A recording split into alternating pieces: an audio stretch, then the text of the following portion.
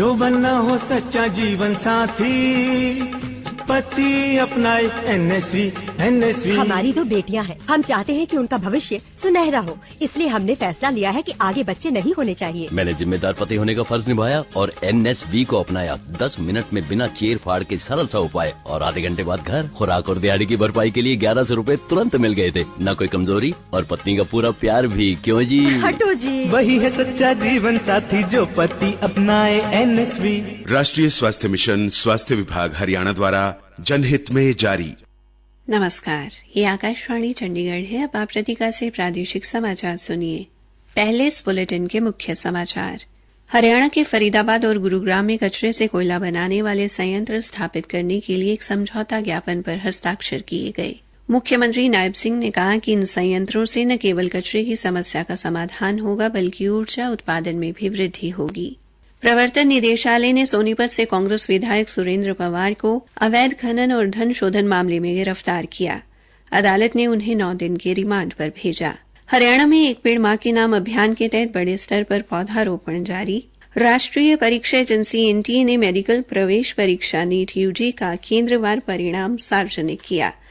और हरियाणा की शिक्षा मंत्री सीमा त्रिखा ने लगभग 92 स्कूलों के भवनों का जीर्णोद्धार करने और 500 शिक्षकों को प्राचार्य के पद पर पदोन्नत करने की घोषणा की। अब समाचार विस्तार से। हरियाणा के फरीदाबाद और गुरुग्राम में कचरे से टॉर्फाइड कोयला बनाने वाले संयंत्र स्थापित करने के लिए आज एनटीपीसी विद्युत व्यापार निगम लिमिटेड तथा गुरुग्राम व फरीदाबाद नगर निगम ने एक समझौता ज्ञापन पर हस्ताक्षर किए। हमारे संवाददाता ने बताया है कि केंद्रीय बिजली मंत्री मनोहर लाल, मुख्यमंत्री नायब सिंह और शहरी स्थानीय निकाय राज्य मंत्री सुभाष सुधा की उपस्थिति में नगर निगम फरीदाबाद की आयुक्त ए मोना श्रीनिवास तथा नगर निगम गुरुग्राम के आयुक्त नरहरि सिंह बांगड़ और एनटीपीसी विद्युत व्यापार निगम लिमिटेड की ओर से मुख्य कार्यकारी अधिकारी रेनू नारंग ने समझौता ज्ञापन पर हस्ताक्षर किए।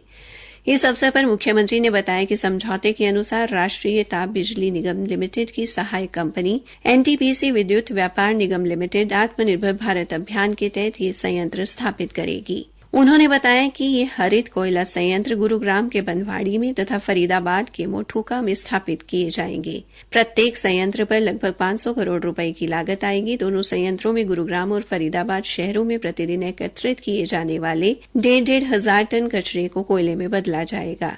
दोनों संयंत्रों के लिए गुरुग्राम और फरीदाबाद नगर निगमों द्वारा 20-20 एकड़ जमीन दी जाएगी। संयंत्र लगाने का कार्य लगभग 30 महीने में पूरा होने की संभावना है। उन्होंने बताया कि ये दोनों संयंत्र पूरी तरह से स्वदेशी तकनीक पर आधारित होंगे। मुख्यमंत्री ने कहा कि इन संयंत्रों के स्थापित होने से प्रधानमंत्री नरेंद्र मोदी के स्वच्छ भारत अभियान को मूर्त रूप देने में बड़ी मदद मिलेगी।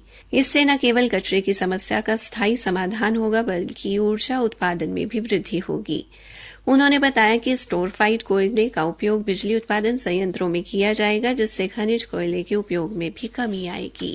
प्रवर्तन निदेशालय ने आज सोनीपत से कांग्रेस विधायक सुरेंद्र पवार को यमुनानगर क्षेत्र में गैर कानूनी खनन और धन शोधन मामले में गिरफ्तार कर अंबाला जिला सत्र अदालत में पेश किया। जिला एवं सत्र न्यायाधीश कंचन माही की अदालत ने उनका 9 दिन का रिमांड दिया है। हालांकि प्रवर्तन निदेशालय ने 14 दिन का रिमांड मांगा था। उल्लेखनीय है कि 4 जनवरी को प्रवर्तन निदेशालय की टीम ने सोनीपत में सुरेंद्र पवार और उससे जुड़े लोगों के परिसरों में छापेमारी की थी।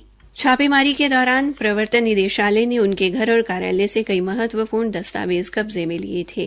प्रवर्तन निदेशालय की टीम ने यमुनानगर, सोनीपत और करनाल में गैर कानूनी खनन को लेकर भी छापेमारी की थी। सुरेंद्र पवार पर कथित तौर पर गैर कानूनी खनन से बनाए करोड़ों रुपए के धन शोधन का आरोप है।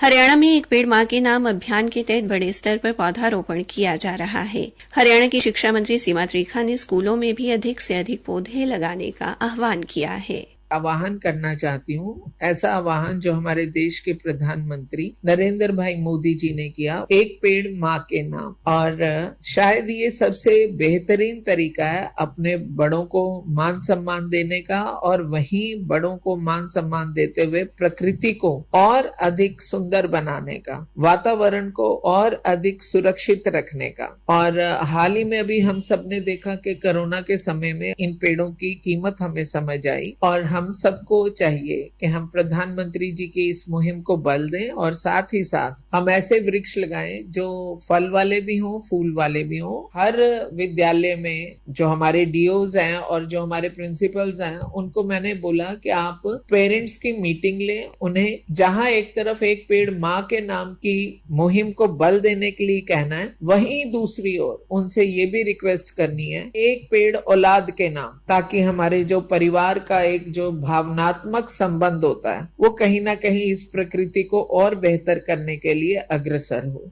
इस अभियान के तहत प्रदेश भर में 1,60,00,000 पौधे लगाने का लक्ष्य रखा गया है। प्रादेशिक समाचार आकाशवाणी चंडीगढ़ से प्रसारित किए जा रहे हैं। राष्ट्रीय परीक्षा एजेंसी एनटीए ने मेडिकल प्रवेश परीक्षा नीट यूजी का केंद्रवार परिणाम अपनी वेबसाइट पर अपलोड कर दिया है। परीक्षा एजेंसी ने सर्वोच्च न्यायालय के निर्देश के बाद परिणाम वेबसाइट पर डाले हैं। इससे पहले न्यायालय ने एनटीए को उम्मीदवारों की पहचान सार्वजनिक न करते हुए आज दोपहर 12 बजे तक वेबसाइट पर शहरवार और केंद्रवार परिणाम घोषित करने का निर्देश दिया था। परिणाम अब वेबसाइट पर उपलब्ध है। हरियाणा के मुख्यमंत्री नायब सिंह ने आज हिसार में मुख्यमंत्री तीर्थ दर्शन योजना के तहत अयोध्या के लिए बस को झंडी दिखाकर रवाना किया। बस को रवाना करने से पहले उन्होंने बस में सवार तीर्थ यात्रियों से बात की और यात्रा के लिए शुभकामनाएं दी। इस अवसर पर स्वास्थ्य मंत्री डॉ कमल गुप्ता, विधानसभा उपाध्यक्ष रणबीर गंगवा और विधायक विनोद भ्याना भी उपस्थित रहे। मुख्यमंत्री ने कहा कि सरकार हर वर्ग के लोगों के लिए कल्याणकारी नीतियां लागू कर रही है। मुख्यमंत्री तीर्थ दर्शन योजना भी उसी का एक हिस्सा है। हरियाणा की शिक्षा मंत्री सीमा त्रिखा ने कहा है कि प्रदेश के लगभग 92 स्कूलों के पुराने हो चुके भवनों का जीर्णोद्धार किया जाएगा और लगभग 500 शिक्षकों को प्राचार्य के पद पर पदोन्नत किया जाएगा। उन्होंने आज कैथल में प्रबंधन समिति प्रशिक्षण सम्मेलन में बतौर मुख्य अतिथि बोलते हुए ये घोषणा की। सम्मेलन में विधायक लीलाराम, बीजेपी के जिला अध्यक्ष अशोक गुर्जर ने विशिष्ट अतिथि के तौर पर शिरकत की। श्रीमती त्रिखा ने गुणवत्तापूर्ण शिक्षा प्रदान करने में शिक्षकों के साथ साथ हर विद्यालय में बनी स्कूल प्रबंधन समितियों की भूमिका का जिक्र करते हुए कहा कि जिन स्कूलों में प्रबंधन समितियां जागरूक हैं, वो स्कूल निश्चित तौर पर बेहतर प्रदर्शन करते हैं। उन्होंने कहा कि सरकार की शिक्षा नीति के परिणाम स्वरूप सरकारी स्कूलों के प्रति आमजन का विश्वास बढ़ रहा है। इससे पहले शिक्षा मंत्री व अन्य अतिथियों ने स्कूल परिसर में विभिन्न स्कूली विद्यार्थियों द्वारा लगाई गई प्रदर्शनी का अवलोकन किया। शिक्षा मंत्री ने उत्तम कार्य करने वाली स्कूल प्रबंधन समितियों व उत्कृष्ट कार्य करने वाले विद्यार्थियों व शिक्षकों को सम्मानित किया। शिक्षा मंत्री ने सभी स्कूल प्रबंधन समितियों से केंद्र व राज्य सरकार की योजनाओं की जानकारी जरूरतमंद व्यक्तियों तक पहुंचाने का आग्रह किया। पंजाब विश्वविद्यालय में आज सप्त सिंधु मंच द्वारा सप्त सिंधु पात्र यादगारी समारोह का आयोजन किया गया, जिसमें पंजाब व चंडीगढ़ के कई नामवर साहित्यकारों और सुरजीत पात्र से सरोकार रखने वाली कई विभूतियों ने हिस्सा लिया। मरहूम साहित्यकार व कवि सुरजीत पात्र को श्रद्धांजलि देने के लिए आयोजित इस कार्यक्रम की अध्यक्षता पंजाब के राज्यपाल व चंडीगढ़ के प्रशासक बनवारी लाल पुरोहित ने की। राज्यपाल ने अपने संबोधन में सुरजीत पात्र की कई रचनाओं का जिक्र करते हुए कहा कि पंजाबी साहित्य को उनकी देन अमूल्य है। वो चाहे आज हमारे बीच नहीं रहे, लेकिन उनकी रचनाओं ने उन्हें अमर कर दिया है। श्री पुरोहित ने कहा कि उनकी कविताएं सबके लिए प्रेरणा स्रोत और प्रकाश स्तंभ का काम करती रहेंगी। राज्यपाल ने अपने संबोधन के दौरान पंजाब की संस्कृति और पंजाबियों के खुले स्वभाव की प्रशंसा भी की। कार्यक्रम के दौरान सुरजीत पात्र के परिवार व अन्य प्रबुद्ध जनों को सम्मानित भी किया गया। सप्त सिंधु के संस्थापक डॉक्टर वरिंदर गर्ग की पहल पर आयोजित इस कार्यक्रम में कई लेखकों ने सुरजीत पात्र और अपनी लिखी कविताएं पढ़कर उन्हें श्रद्धांजलि दी और उनके साथ अपनी स्मृतियां ताजा की। अंत में मुख्य समाचार एक बार फिर। हरियाणा के फरीदाबाद और गुरुग्राम में कचरे से कोयला बनाने वाले संयंत्र स्थापित करने के लिए एक समझौता ज्ञापन पर हस्ताक्षर किए गए। प्रवर्तन निदेशालय ने सोनीपत से कांग्रेस विधायक सुरेंद्र पवार को अवैध खनन और धन शोधन मामले में गिरफ्तार किया। अदालत ने उन्हें 9 दिन के रिमांड पर भेजा। इसी के साथ ये समाचार बुलेटिन समाप्त हुआ।